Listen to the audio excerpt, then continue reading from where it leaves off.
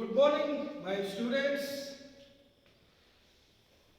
Today I will explain you drugs and cosmetics acts and rule. So सबसे पहले चीज जो ड्रग्स एंड कॉस्मेटिक एक्ट जो पास हुआ था in the year 1940 means drug and cosmetic act कब आया 1940 में।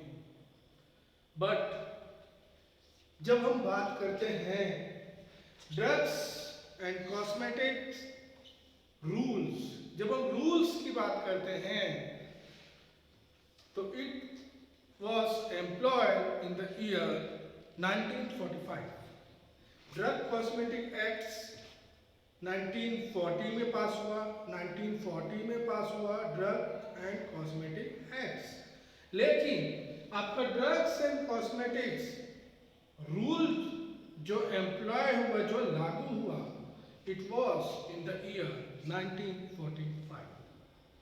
सो आगे बढ़े तो सबसे पहली चीज जब हम शेड्यूल्स की बात करते हैं तो आपका schedules A to Z total जो नंबर ऑफ शेड्यूल्स होती है ड्रग्स एंड कॉस्मेटिक्स में वो होता है 23। कितने होते हैं 23। A to Z शेड्यूल्स जो होते हैं उसमें आते हैं टोटल नंबर ऑफ शेड्यूल्स 23। आगे बढ़े हम तो इसी में ही कड़ी में जब हम बढ़ते हैं तो शेड्यूल्स ए जब हमें कहीं जाना है, हमें मेडिकल स्टोर खोलना है, मेडिकल ओपन करना है, तो सबसे पहले मेडिकल ओपन करने के लिए लाइसेंस के लिए क्या होना है, अप्लाई करना पड़ता है। तो A stands for application, A stands for application, application pro forma, application format, काय का परफॉर्मा, काय का format for issuing license, for issuing license and granting license means A stands for application और A stands for application, apply करना, आवेदन करना कि मुझे मेडिकल डालना है। तो मेडिकल डालना है तो उसके लिए क्या करना पड़ेगा, आवेदन करना पड़ेगा, पहले लाइसेंस लेना पड़ेगा। जैसे गाड़ी चलाने के लिए क्या होता है, ड्राइविंग लाइसेंस होना चाहिए। तो ड्राइविंग लाइसेंस कब आएगा, जब आप उसके लिए एक एप्लीकेशन फॉर्मेट होता है उसको अप्लाई करोगे। तो A stands for application performer for issuing license and granting license। आगे बढ़े तो बी, शेड्यूल बी का मतलब होता है बी से समझिए भाड़ा। क्या है, भाड़ा। आप मेडिकल स्टोर के लिए लाइसेंस अचीव कर लिए, मेडिकल डालने वाले हो, तो जब आप मेडिकल खोलने के लिए या ड्राइविंग लाइसेंस बनवाने के लिए आपने अप्लाई किया, तो अप्लाई करने के बाद उसका एक फीस पे करना होगा। क्या करना होगा, एक फिक्स्ड अमाउंट ऑफ फीस आपको देनी होगी। तो बी स्टैंड्स फॉर फीस। अब बेटा be studying about drugs and cosmetic acts and rules, उसके अंतर्गत जो शेड्यूल्स आती हैं तो ड्रग्स एंड कॉस्मेटिक एक्ट्स, आप मेडिकल स्टोर डाल रहे हो तो डेफिनेटली जो ड्रग्स होगी तो ड्रग्स की क्वालिटी कैसी है उसकी चेक होनी चाहिए कि नहीं। तो किसी भी चीज को टेस्ट करने के लिए, उसको एनालाइज करने के लिए, यहाँ पे हम किसकी टेस्टिंग एंड एनालिसिस की बात करते हैं, ड्रग की। तो उसके लिए क्या होगा, एक fixed amount of fees pay करनी है। Means B stands for fees for testing and analysis of by CDL, Central Drug Laboratory, or by government analyst। Government analyst means state में भी जो स्टेट गवर्नमेंट एनालिसिस होती है, जो lab होती है, या फिर सेंट्रल गवर्नमेंट एनालिस्ट या सेंट्रल ड्रग लैबोरेटरीज। तो ये क्या होता है, B stands for fees for testing and analysis. ए समझ गया आप लोगों ने, A stands for application, A stands for application proforma, काय के लिए, लाइसेंस अचीव करने के लिए। B stands for fees, fees for what, fees for testing and analysis. C, C की बात करते हैं यहाँ पे, तो biological and special products. C, C contains the list and standards for biological and special products. Biological and special products whose import, sales, distributions, IMDS,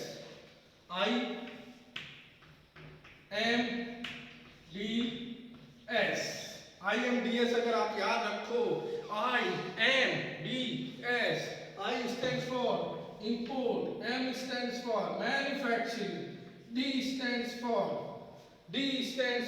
drugs, S stands for sale, और drugs का क्या करना है, distribution, import, manufacturing, distribution, sale, import, manufacturing, distribution, sale, import, manufacturing, distribution and sale. तो C contains list of biological products, list of biological as well as special products whose import, sale, distribution and manufacturing requires special provisions, ये क्या आएगा, schedule सी। अब schedule सी में ही schedule C1 है, तो क्या होगा, it contains other special products whose IMDS, import, manufacturing, distribution and sales require special provisions। किसका, C1 अदर स्पेशल प्रोडक्ट्स के लिए। चलिए आगे बढ़ते हैं, डी। तो डी क्या है, D drugs exempted from certain provisions, जैसे दीदी को परमिशन अलाउ रहता है तो हमारे घर में आ भी सकती हैं और घर से बाहर जा भी सकती हैं। तो डी फॉर दीदी, ड्रग्स, तो कुछ ड्रग्स के लिए exempted from certain provisions means related to especially for import of drugs, कि उनको हम अंदर आने भी दे सकते हैं और जाने भी दे सकते हैं।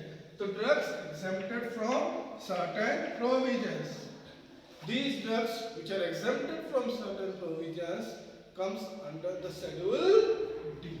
किस शेड्यूल में आते हैं, drugs exempted from certain provisions, किस शेड्यूल में आते हैं, it comes under schedule D.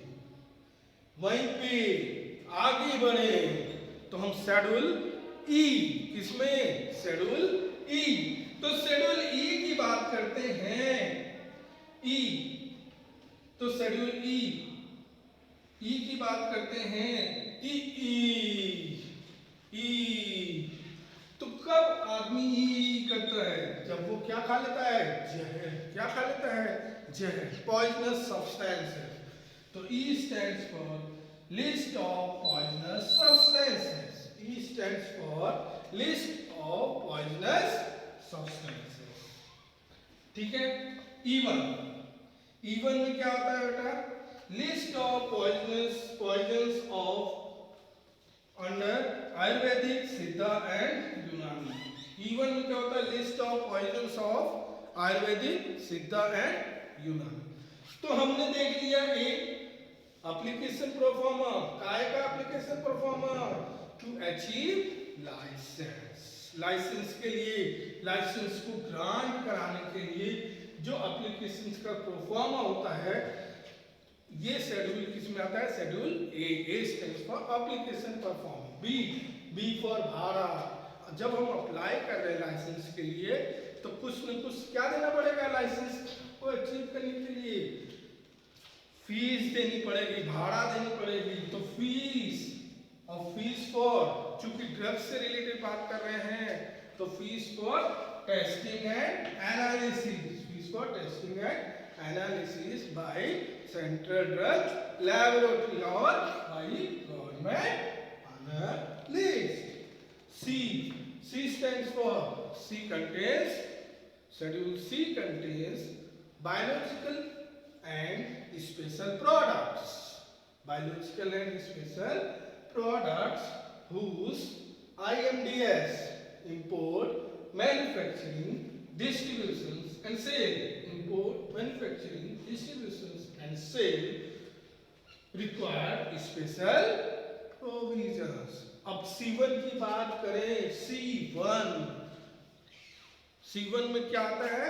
It contains other special products whose IMDS import, manufacturing, sales and distributions require special provisions. अब आगे बढ़े D for drug exempted from certain provisions. Drug exempted from certain provisions. ये किस में आता है? Schedule D. ई की बात करते हैं, तो ई क्या हो गई? जब कोई पॉइजनस सब्सटेंस खा लेता है, जहरीली चीजें, तो क्या बोला? ई. तो क्या हो गया? List of poisonous substances. E में क्या आता है? शेड्यूल में लिस्ट ऑफ पॉइजनस सब्सटेंसेस. वहीं पे जब हम E1 की बात करते हैं तो list of poisons of Ayurvedic, Siddha and यूनानी. चलिए उसी में जब हम आगे बढ़े तो F1 को दो पार्ट में बांटा, F1 और F2. तो F1 में क्या होता है? Blood bank, space and equipment. देखिए blood bank, space and equipment. तो F हमारा पेट कैसा है? पूर्वज लोग कहते थे या पापा मम्मी कहते हैं कि फल खाओ. क्या खाओ? फल. तो फल से क्या होता है? एनर्जेटिक. खाए क्यों? क्योंकि हमारी बॉडी में ब्लड का सोर्स बढ़ जाता है. ठीक है, ब्लड वॉल्यूम बढ़ जाता है. Means blood bank, space and equipment. F1 में क्या आता है? Blood bank, space and equipment. ठीक है. F2 अब जब हमारा स्पेस बढ़ रहा है, इक्विपमेंट बढ़ रहा है, तो F2 में क्या होता है? Licence requirement. किसके लिए? Blood bank. किसके लिए? ब्लड बैंक के लिए लाइसेंस की रिक्वायरमेंट. इसी F1 के 3 पार्ट होते हैं. F1 के 3 part, part 1, part 2, part 3. Part 1 में क्या आता है? Provisions for production of vaccine. देखिए जब बच्चा होता है तो सबसे पहले बच्चे का हम क्या करते हैं? वैक्सीनेशन करते हैं. क्या करते हैं? वैक्सीनेशन, टीकाकरण करते हैं ना. तो इसी तरह शेड्यूल F1 में पार्ट 1 में क्या आता है? वैक्सीन्स. क्या आता है? वैक्सीन्स. वैक्सीनेशन के लिए provisions for production of vaccines.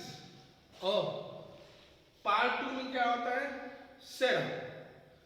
Provisions for production of serum. वहीं पे जब पार्ट 3 की बात करते हैं तो provisions for production of diagnostic agents. Part 3 में क्या हो जाएगा? Diagnostic agent. पहली बार जब बच्चा होता है तो वैक्सीनेशन कराते हैं, तो provisions for production of vaccine. Part 2 में क्या होता है? प्रोविजंस फॉर काय के लिए? Production of serum. पार्ट 3 में डायग्नोस्टिक एजेंट्स का प्रोविजंस एंड प्रोडक्शन कराने के लिए. वहीं पे जब हम F2 में चलते हैं तो सर्जिकल ड्रेसिंग स्टैंडर्ड्स. काय का लिस्ट ऑफ स्टैंडर्ड्स होता है एंड रेगुलेशंस. F2 में किसका होता है? Surgical dressings. Surgical dressings. F3 में क्या होगा? Umbilical tapes standards. मींस जब बच्चा हो जाता है तो जो उसकी नाभि होती है, अम्बिलिकल कॉर्ड्स होती है, तो उसको उस नाभि को हम क्या करते हैं? एक टेप से, डॉक्टर क्या करता है या नर्सेस क्या करती है? एक टेप से उसको बांध देती है, उसकी नाभि को, अम्बिलिकल कॉर्ड को. तो उसके लिए जो टेप यूज किया जाता है, उसकी स्टैंडर्ड्स एंड रेगुलेशंस मेंटेन करने के लिए जो शेड्यूल होता है वो क्या होता है? Schedule F3 umbilical tape standards. और वहीं पे FF शेड्यूल्स क्या आता है? FF ophthalmic preparations standards means ophthalmic जो प्रिपरेशंस होती हैं, तो ऑप्थेल्मिक प्रिपरेशंस के लिए स्टैंडर्ड्स, जो लिस्ट ऑफ स्टैंडर्ड्स होता है, it comes under the schedule FF। किसमें आता है? Schedule FF। इसलिए F की बात करते हैं इंडिविजुअली तो F1 ब्लड बैंक, फल खाया तो सोर्सेस ऑफ ब्लड बढ़ गया, तो ब्लड बैंक के लिए एक स्पेसिफिक इक्विपमेंट की जरूरत होती है उसको डिटरमाइन करने के लिए कि ब्लड वॉल्यूम बढ़ा कि नहीं बढ़ा। फिर F2 में क्या होता है? ब्लड बैंक की रिक्वायरमेंट के लिए क्या है? लाइसेंस अचीव करना। F1 का पार्ट 1 की बात करते हैं तो वैक्सीनेशंस, वहीं F2 की बात करते हैं तो serum provisions and production for serum. F3 part 3 की बात करें F1 में तो provisions and production of diagnostic agent. जब हम F2 की बात करते हैं, बच्चा थोड़ा बड़ा हो जाता है तो खेलना चालू करता है, और जब खेलेगा तो उसको क्या लगेगी? चोट, और जब चोट लगेगी तो उसको क्या कराना पड़ेगा? Surgical dressing. चोट लगी तो क्या कराना पड़ेगा? Surgical dressing. तो F2 क्या होगा? Surgical dressing list and standards and to maintain the regulations of surgical dressing. तो स्टैंडर्ड्स किसका मेंटेन करेंगे? List of standards of surgical dressing. किसमें? F2। F3 जब बच्चा होता है, डिलीवरी होती है, तो बच्चे की जो नाभि होती है, अम्बिलिकल कॉर्ड होती है, उसमें एक टेप लगाया जाता है, वो क्या होता है? Umbilical tape. तो उसका अम्बिलिकल टेप का स्टैंडर्ड्स मेंटेन किया जाता है शेड्यूल F3। एक शेड्यूल होता है FF। तो फलों से सुबह शाम क्या खाना है? सुबह भी फल, शाम को भी फल, सुबह भी फल, शाम को भी फल। तो हमारी आंखें क्या होगी? हमारी आंखें मजबूत होगी। आंख मीन्स ऑप्थेल्मिक, तो आंख में ड्रॉप डालने के लिए कौन सा preparations? Ophthalmic preparations. Ophthalmic preparations का जो भी स्टैंडर्ड्स, जो भी रूल्स मॉनिटर किया जाएगा, comes under the schedule FF। So this is, I have explained you today the Drugs and Cosmetics Act schedules A to FF। Next class में मैं G से स्टार्ट करूंगा और Y तक चलेंगे। Is it clear for today? Thank you.